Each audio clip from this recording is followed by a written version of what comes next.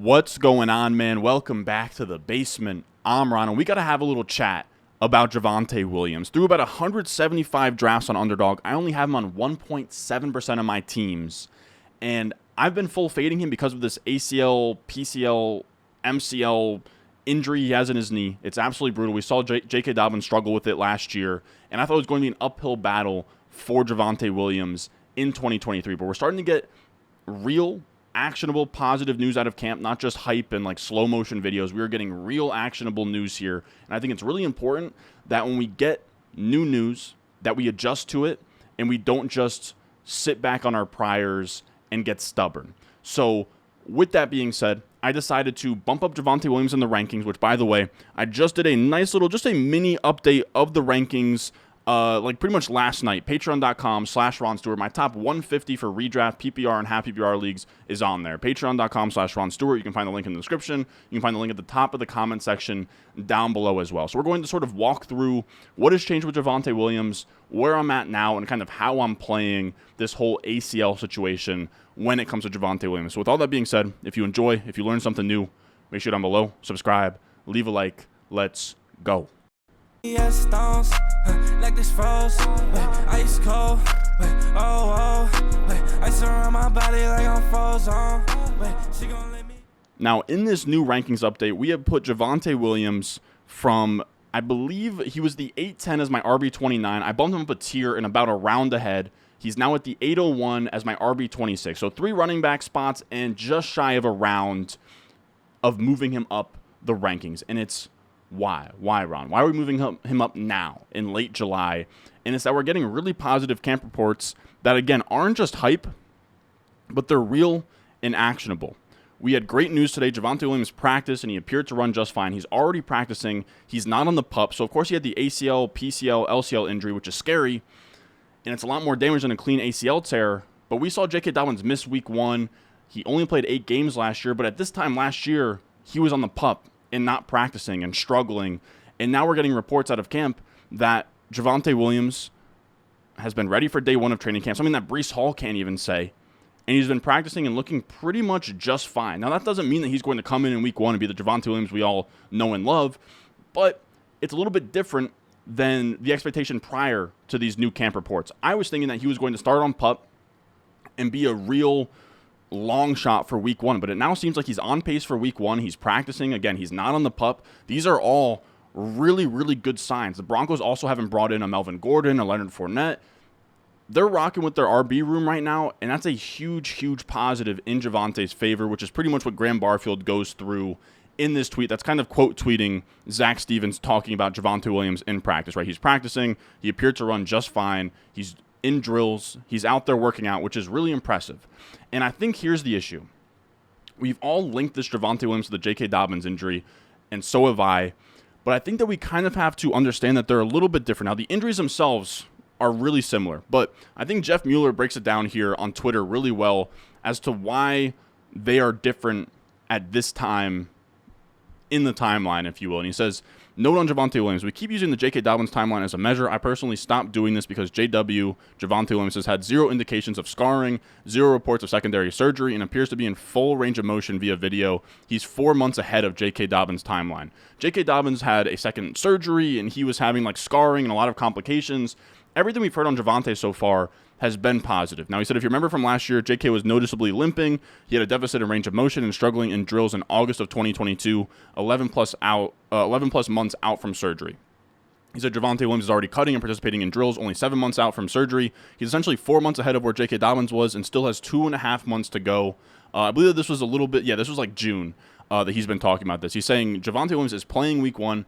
I don't think he'll be at 100% early on, but again, this is great news for Javonte Williams' 2023 production. He said he gets to ramp up starting early season instead of a late ramp up if he were to start on PUP. Likely he gets close to 50-50 split with Samaje Perine by week 5 or 6 or so, projecting him to be startable for fantasy by week 8. Currently priced as RB29 in best ball ADP between James Conner and James Cook. And his price really hasn't budged since then. And I think he covers a lot of good points here that Javonte is ahead of schedule from J.K. Dobbins, and comparing the two is probably wrong at this point in time. This is more, even though it was a really brutal injury at first, it is much more in line with a normal ACL tear than it is J.K. Dobbins and kind of what he went through last year. So again, it looks like Javonte Williams is going to play, and we're already betting on Breece Hall in a similar light, where we're drafting him in the 3rd round right now. And I like Breece Hall.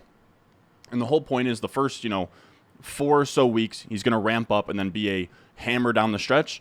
Javonte's kind of on that similar timeline where he's definitely going to split work with P. Ryan early on, and then from like week 8 on, he should be the lead back in that backfield, barring any setbacks from now through week 1.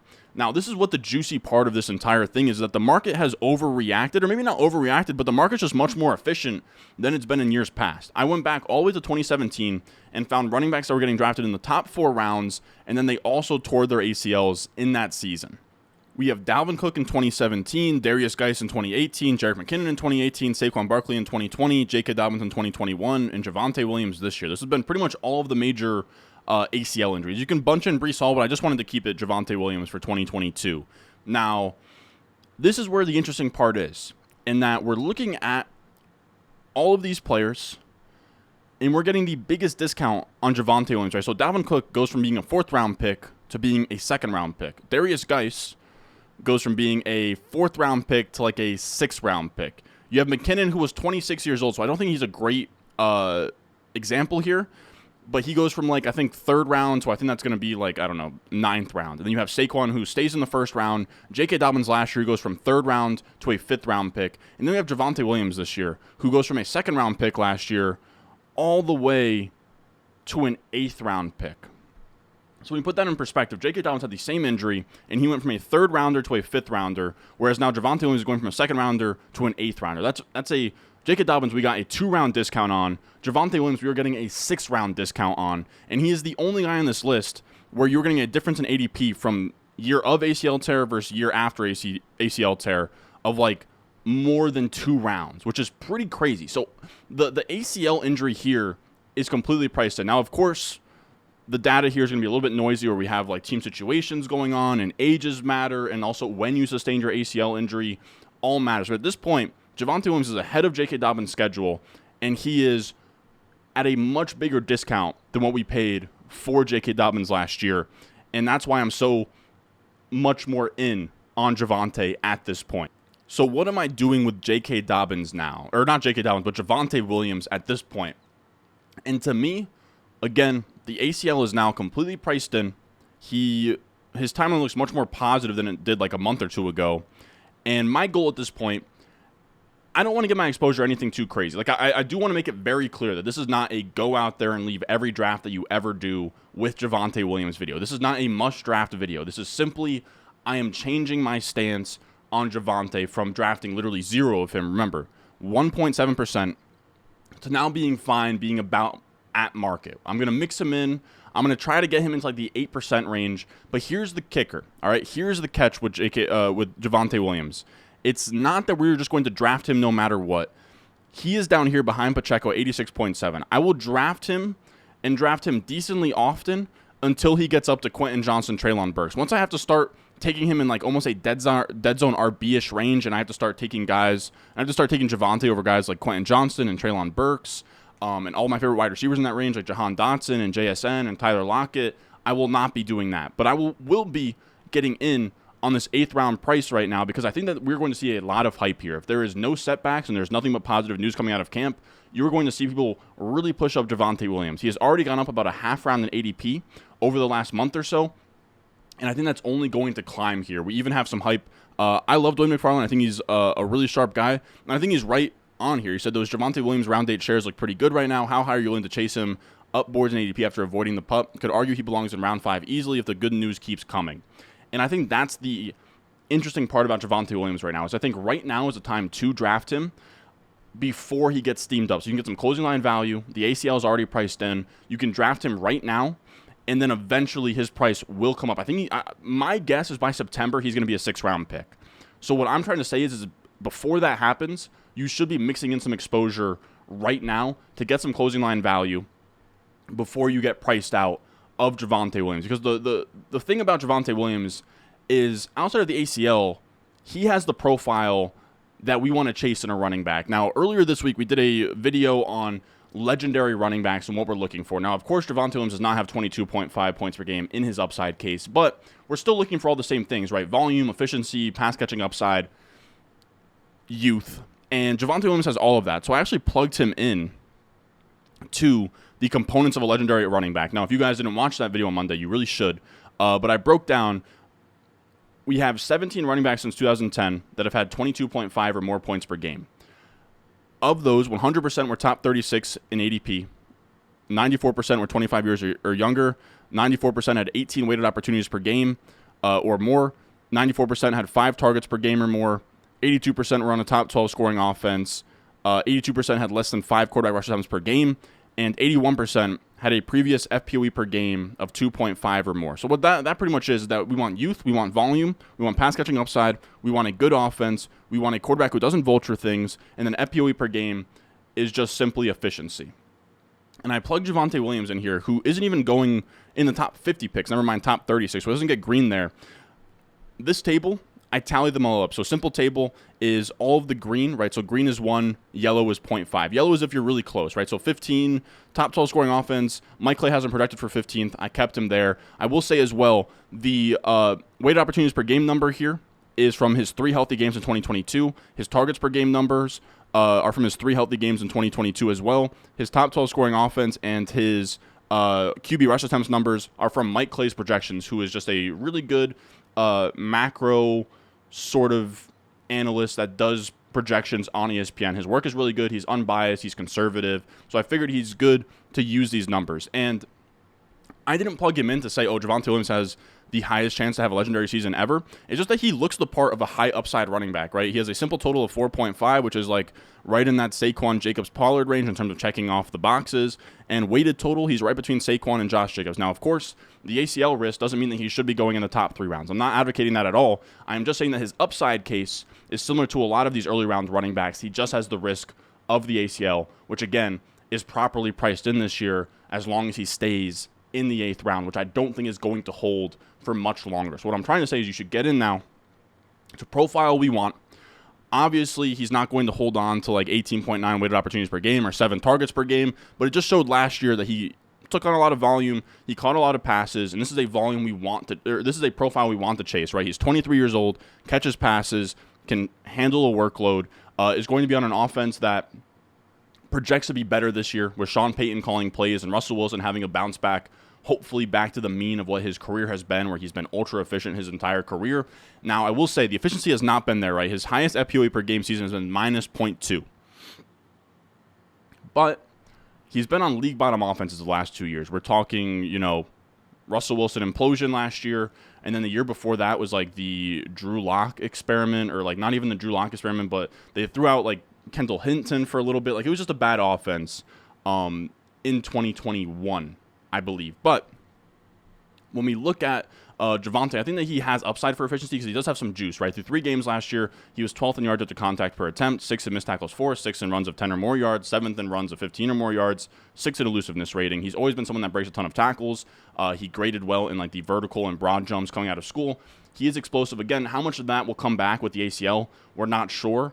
But the efficiency ceiling could be there down the stretch. Now, I'm also excited about this offense as well. Mike Clay has them projected to score the 15th most points in the NFL, which would be a huge improvement on last year. And you get a big boost with Sean Payton being the play caller in this offense, especially given his history when it comes to running backs. When we look at Sean Payton and his running backs, he coached the Saints from 2006 to 2021. Now, there was a year he took off in 2012 because of the bounty scandal.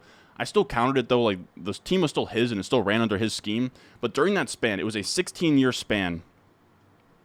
Last year, just to put this in perspective, last year, Leonard Fournette was the RB12 in points per game at 14.2 points per game.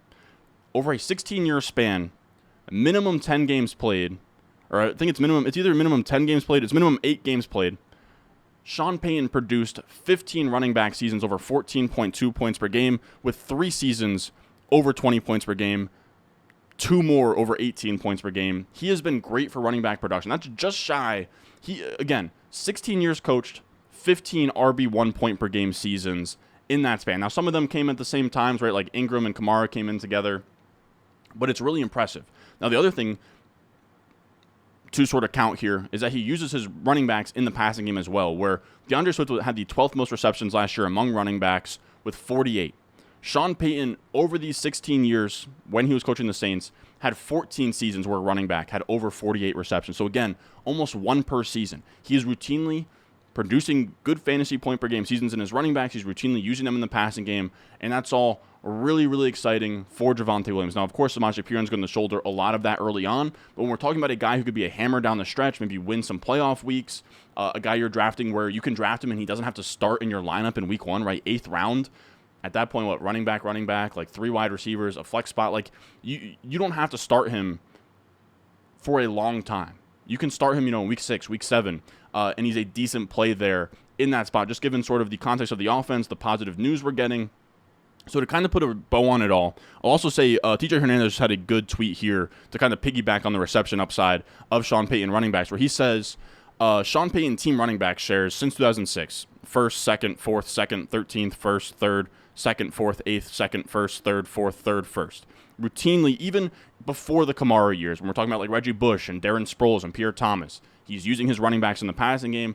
That is all really exciting. Now, I do want to say, I'm still drafting Samaje Perine. This is still a big risk with Javonte Williams. He could have a setback. He could come back in week 1 and it's too early and he can't shoulder the workload. Perine still has plenty of upside and plenty of utility in terms of what he can offer your team. But I do think right now in the 8th round, before this Javonte Williams price changes, which you can stamp it down right now. I'm telling you, barring no negative news out of camp with Javonte, right? Nothing where he gets puts on the pup or he has a setback. He's going to be a 6th round pick come September. So I think the play is to mix him in a little bit right now, still be a little bit under market, but he's no longer a guy that I won't touch. So I just want to say, Javonte Williams, not a must-draft player, not somebody you should be leaving every draft with, but a guy who goes from someone I was full-on fading, not drafting on a single team, to a guy that I'm now more than fine mixing in the 8th round while that price is still here, because it's not going to be in another month or so. So I think he's fine to mix in now. We're getting positive news. It's not as gruesome as J.K. Dobbins last year. So I'm just trying to tell you guys, jump in. The water's fine. You can draft Javonte Williams until we have to start taking him over the wide receiver profiles we really want in like that 6th round area. So with all that being said, if you want to come out there, draft some 8th round Javonte Williams before that price is no longer here, make sure you check out Underdog Fantasy.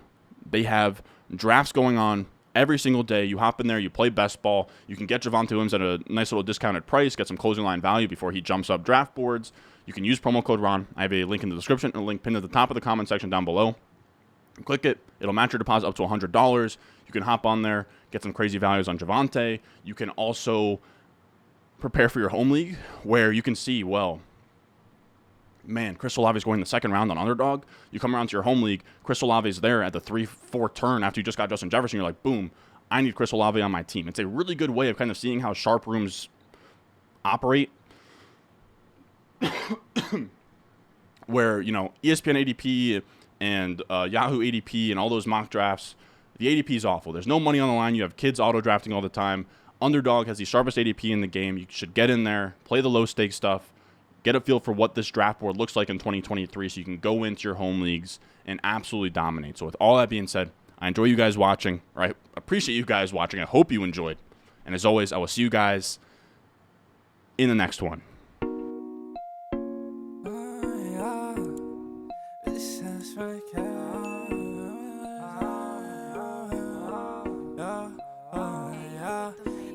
Stones, like this froze, ice cold, oh, oh.